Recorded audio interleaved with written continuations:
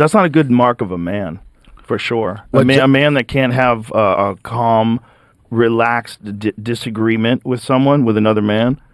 That's not a good sign of your self-control. That's probably not a good sign also of the why in which you engage in conversations. Because there's just far too many people that engage in conversations just trying to win. Because they've got it in their head that they have an idea and they want to argue their idea better than your idea. It's like a verbal sparring. It's like a baby mama, Joe. Yeah, I'm sure. They just want to get that argument and win it. They want to win it. Yeah. So that's a real problem that people have. It's a real problem because it doesn't do anybody any good. It doesn't do you good even if you win, and more people are going to try to do it back to you. It doesn't it's way better to just not engage or not be attached to your ideas to the point where you identify with them, but instead just say, why do you think that? And then they tell you. This seems like therapy in regard to co-parenting. That's what I'm doing right now? That's what it sounds like. It's so fucking relatable. Well, it should be that way with all human beings. You're so lucky you don't have to co-parent. I'm very lucky. But also, I think with co-parenting, it's uniquely stressful because then the mother starts dating another guy, you start dating another woman. But what about if why does she got to date stress first? Why she got to date first? Because she's probably hot. What? Why is it always the woman? I'm trying to be politically correct. Oh yeah, but the point is, it's like it doesn't do anybody any good, but it's also so emotionally stressful, right? I agree with, but I'm gonna tell you this is my thought on co-parenting. The first part, the beginning of co-parenting, the first thing you as a co-parent, this is what makes the best co-parents. First thing is that person can't get happy before you. That would ruin you on the inside. So both people are trying to find happiness before the other one. You don't want that person. That's the beginning of co-parenting. You're like, fuck that. Why didn't it work? And then as it goes on for a while, then you start thinking about what is in the best interest. What's the best interest for the kid? Right. And that usually is not the first beginning of it, because the beginning of it, you don't give a fuck. And it's also like an emotional challenge. It's a challenge to just try to get better control of your ability to communicate and just into, I think you and I know a lot of people in this situation, you grow into it. Mm-hmm. I never thought in my situation that would be, maybe I remember I was dating this woman some years ago, and her parents had split up when their brother sister were really, really young.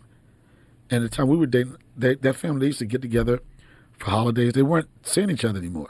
They would get together holidays. They'd get together for Sunday dinner. And I was like, they must still be fucking or something, right? Because I thought that's the only way.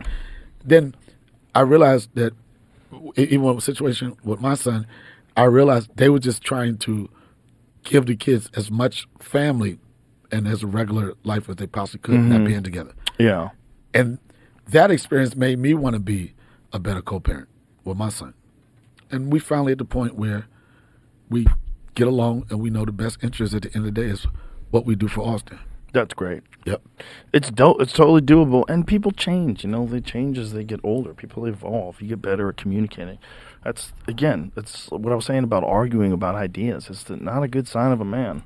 Well, yeah. Like getting angry, like verbally abusive, shitty, insulting, like what people tend to go to right away, because they're just trying to win and they're trying to break the person down as they're trying to win the argument. And I think it's real tempting, and it's tempting to people because people like to be good at stuff. And if you think you're smart and you think you got somebody and you're good at something and you can chase it down. I mean, I don't argue. If I ever argue, it's because I know I'm going to win. That's the only time. If there's a chance, you argue if you're right, for sure. Yeah. You're right. Yeah. And that's been in relationship. Like if I argue with you, it's not like I'm flying off I'm like this. I have everything to win this argument. That's why I don't get a lot of arguments, because a lot of them I can't win. Yeah. So I'm like, I'll just stand back and just take the abuse. I don't mind arguing sometimes when you have to say something because someone's saying something ridiculous. And you got to go, dude, stop. That doesn't make any fucking sense. Stop saying that. I agree. That's how I feel. Because otherwise sometimes people they'll pollute the environment with a bad idea. I've had that situation in black podcasting. I had a situation, and I know I will leave names out, but the thing, like you said, with someone, to hear, as a comic, to hear, you're not funny, is in the common world of comedy. That's like the N word of comedy. It's also very triggering. I feel like it's a cry for help. Yeah. Almost always. I mean, there's some shit that people said. There's a lot of shit Cat Williams said that turned out to be true, but I think there's this quote is that all criticism is a tragic result of unmet needs. That's a part of the quote. Yeah. But that part of the quote always resonates with me. It's like, yeah, that's what it is. Like these people, the reason why they're lashing out and saying you're not funny, like there's not more productive shit to do. Like you're trying to attack someone who's getting more attention than you. Yeah. Like why? But I know that's a painful. That's not real. That's not real. Nobody. It still hurts, no, Joe. not to To you, Joe. But you shouldn't feel it at all. Joe, I still read fucking comments, man.